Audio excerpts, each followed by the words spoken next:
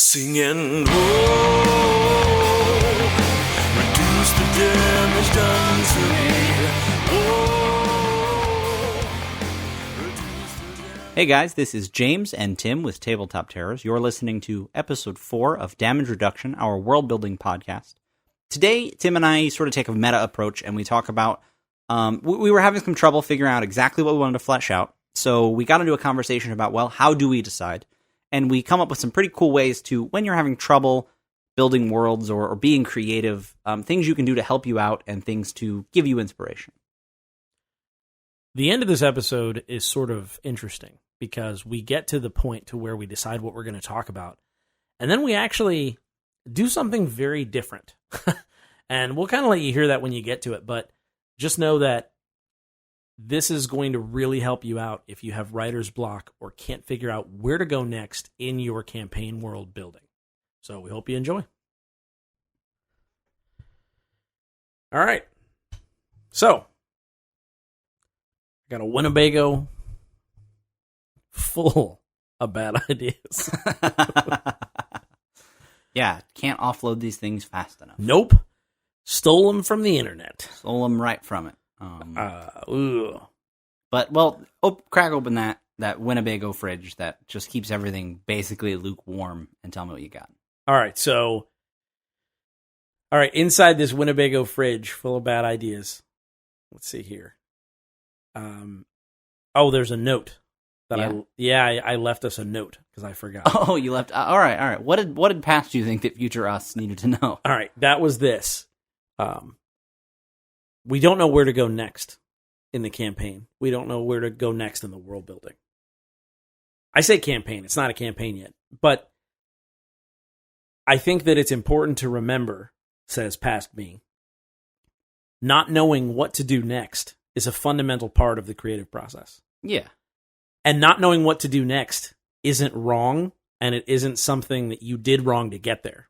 Exactly. You didn't this doesn't mean that you're out of ideas or that you've painted yourself into a corner. It just means that you're like everybody else and you don't have all the answers. Right. And the point is to find the answers.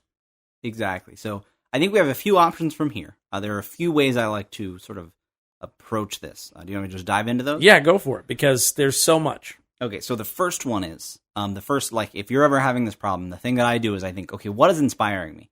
What have I not fully fleshed out yet that I, at the time or now, think, man, I'm just like really excited about that one thing. Even though it's not tied to anything else, I just want to do that. And you can figure out the connections later. You can just say, I'm just going to make this thing really cool, and then you'll make this other thing really cool, and then eventually you'll be able to weave them together because you have details. You're sort of stuck in a loop because you want to tie things together, but you don't have the details yet, so you can't. But you can't flesh them out because you haven't tied them together yet. And I sometimes struggle from that. The other way I like to do it is in the context of a campaign. If you're running a game for somebody, which in our case we aren't, but I think this is pertinent information. If you're running a game for somebody, it's important to flesh out, obviously, what the players are going to encounter. And you hear us coming back to that a lot, is that's the easiest way for me to world build. Right. What are the players going to see? Well, obviously, you need to have something about that. Right. No, and I think, all right, so that's the tricky part is I will be running a campaign. It's going to be called The Besieged, and I'm going to be running that campaign probably the first part of November to date the podcast. But I kind of have what I'm working on, and it's taking place in a vacuum. That could take place in any world. Yeah. So it's a session one kind of kickstart it all off sort of thing. So it's going to be small casts, small sets. Yeah. Kind of thing. So, but I do agree with you. Basically, where will the players be touching? Is a good way to do it. Now, the thing that I think I want to focus on, though, do you want to tackle like the what's inspiring us lately kind of thing? Yeah, no, I think we'll absolutely jump right into that. That is the best way, I think, for us to do it, because we're literally we don't even have enough yet for the players to touch, I think. It's like we are so bare bones with what we've actually written down and solidified that, we're in that stage where it's like, no, everything is ripe for the picking. So we just got to pick what the coolest thing is and go from there. All right. Do you want to do that? I have an idea of what I want to do. Like of what I'd like to tackle. And so did you have any ideas, or you want me to just dive in? You want to bat that around? I want to do a quick side road and then have you jump in. Okay. So side road me. Take me down the side road. All right. So the side road is this. It's important that you sharpen the saw. So here's why. If you're so busy, because right now James and I are pretty busy. We do, tabletopterrors.com, and then we also have the indie publishing company, Absolute Tabletop, which is at absolutetabletop.com. We're the webmasters as well as, a half of the creative team. So it can become very easy to have to constantly be creative. And if you're doing that, I don't really like to use the term burnt out because I don't know. I like to think of it as this. You have to refill the cup. So every once in a while, you have to get inspired again. And I will say this. I have not been doing that lately. I've not taken the time for myself to refill the cup. Yeah. I've been pouring out. And now I'm like, you know what? I need to dig into a really good book. Yeah. That's just, so what I've done is I actually am, I bought a China Miéville book, who is just an author that I've heard nothing but amazing things about. Mm-hmm. And so I'm going to dig into one of his books. Yeah. No, that's the thing I'm going to do. So for me, it's not actionable today. And you know how it goes. It's not like I can't be thoughtful or try to be creative about something. But right now, nothing is inspiring me like that. Yeah, and I will say that's what I mean. I'm not uninspired. Yeah, it's like a matter of efficiency. It's like you can always be creative, but I'm the most creative. I don't want to speak for you, whoever you are. I'm the most creative after I've seen a really cool film or just finished a really good book, or if I'm in the middle of a book, or I hear a really cool story or read a short story. Those are the things that make me want to create, whether they're even tied to whatever those things were. So that's where sharpening the saw or filling the tanks, filling the cup comes in. Is exactly. It's give and take. It's not that you won't be creative or that you won't have cool ideas, but for me, it's all about, but I feel so much, again, like you said, not burnt out. You're like, you want to, I want to create, I want to make something, and filling the tanks for me helps. If I've read a really good book, I think, okay, I've done some leisurely stuff, and now I'm like ready to dive back into what is technically work. Exactly. And so I think that part of this for me is it can't just be something that I'm like, oh, let me just read this real quick on my lunch. Exactly. It's like, no, I want to stop what I'm doing and enjoy this thing. Exactly. Like there's just nothing like sitting down with no other distractions and watching a movie.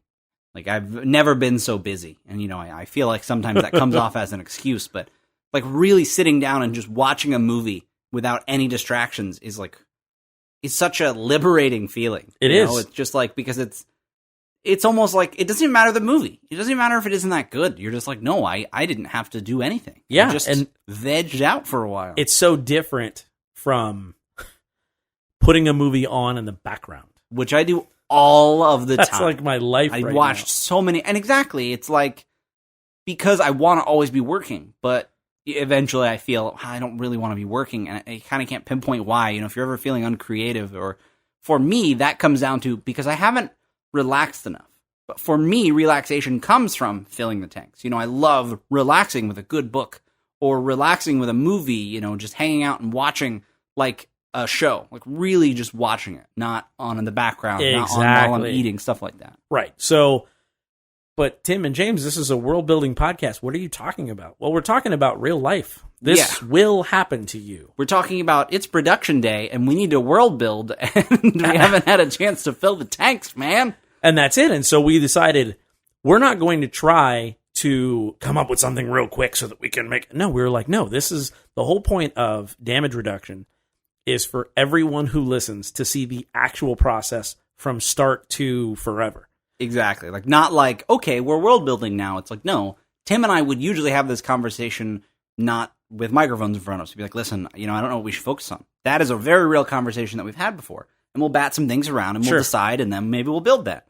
That's what we, again, we want this to just be an example of, hey, this is how it happens for us. So if this ever happens to you, it's normal. Exactly. That's been one of the pieces of advice in writing and a lot of different things where I think, well, am I doing it right? It's like, well, there's no right, but I am usually comforted by the fact that somebody else does it like me, that there's not a better way to be doing it. And for me, that's what damage reduction is about, is showing you, hey, if you like what we do, if you don't like what we do, either way, sometimes we have trouble doing it. Sometimes we knock it out of the park. Sometimes we don't. It's like, and that's all a part of life. Exactly. And if you can manage your expectations that way and not feel like, oh, well, I'm bad at world building. It's like, no, you're just normal, and you're going to have ups and downs. And it's how you handle those and make sure that you're realistic in your own expectations of yourself. Now, we're not saying be lazy and say, well, I'm just filling the tank. I'm just going to watch movies all the time. Because that's also a big trap that I hear from a lot of people that have never written a single word. Well, I'm just mulling it over. I'm just working it out in my head. It's like, yeah, is that season 6 of Supernatural? Weren't you on season 4 like 3 days ago? Exactly. So, what's inspiring you? Because this is how to get out of the rut. You find the thing. Now, right now, my tank is sort of empty. Well, I'm gonna be hitting you up for some ideas because oh man, all right, and otherwise this wouldn't be a world building podcast with two people, and it should be work. Sometimes it feels easy, but the days it doesn't feel easy doesn't mean you take a day off. It means you work harder, and it feels harder. Exactly, but you still work. But I'm actually realizing now that I've said, okay, these are the two ways I do it. Is one, this is what's inspiring me, but because two. I am running a campaign that takes place in Dragongrin, and this is some stuff I need to know. Now, the important thing is this is stuff that I could conceivably come up with, my own, and do some cool stuff. And it doesn't matter if it's canon or not. In this campaign, it's like we can always change it for when we decide to write it down. But the idea is, it's not even so much about that. It's more about I want to have the coolest idea possible, and this is how we get it. No, it's true. So I want the next thing we focus on to be tome hearts. Okay. So, Tim, what is a tome heart? I'm going to give you a guideline because I know that if you asked me what a tome heart was, I could go on for a while about it. And that is where we went on for, I don't know, James, how long did the rest of this episode go? I want to say it was about 40 minutes, and I want to note, this is very important, despite the fact that I said, hey, Tim, shortly and briefly, can you tell me what a tome heart is? And we just kept going back and forth, we got into it, and it just kept going. Yes. So you might be ticked off because, we lead you up to this point, and then we start talking about an interesting piece of information, and then we sort of bail, which that's going to be the next episode. But here's the thing I wanted to close with in this episode. When you are stuck and you don't know where to go next, the thing that just worked for us was just ask some questions.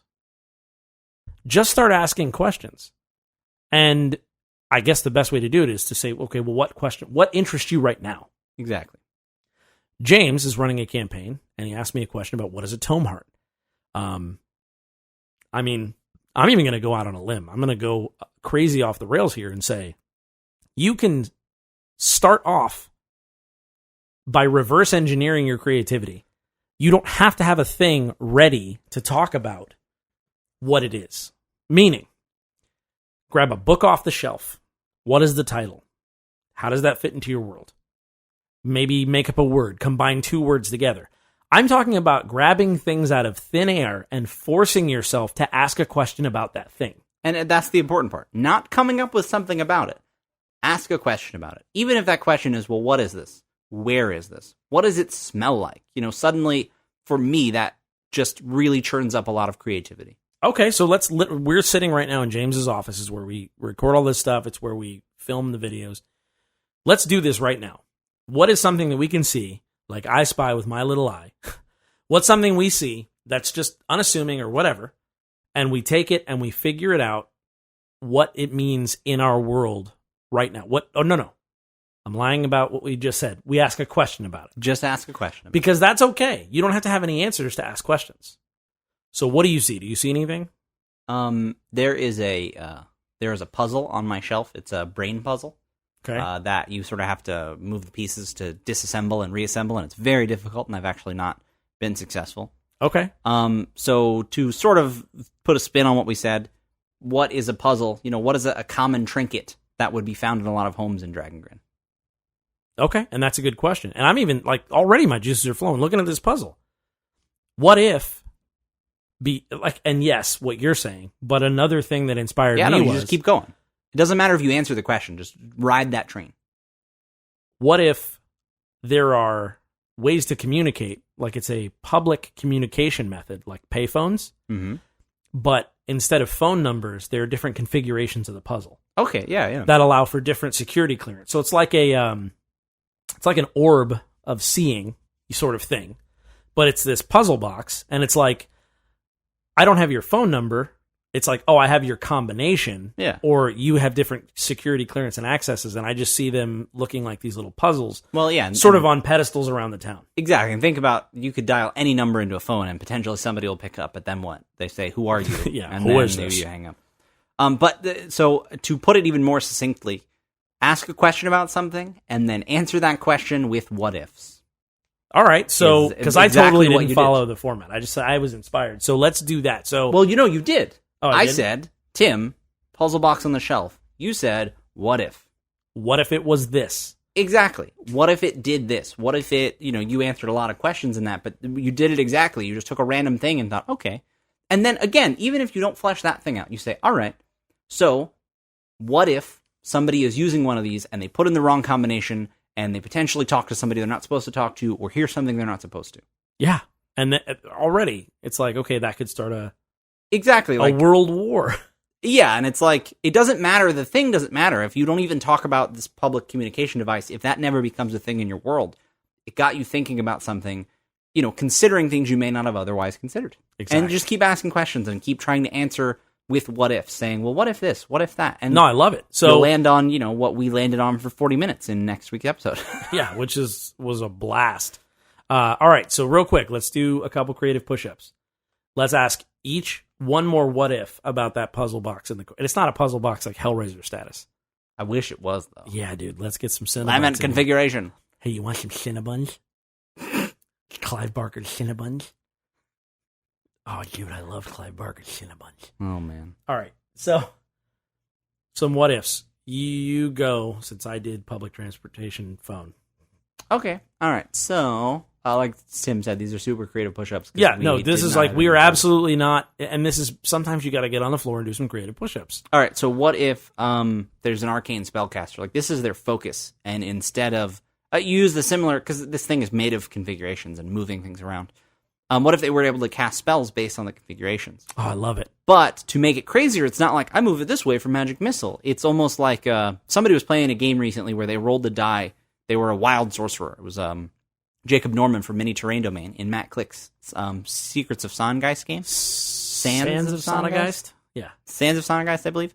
And he would roll on the Magic Surge table. So in this case, you're like, all right, well, I make this configuration, and it makes a specific spell.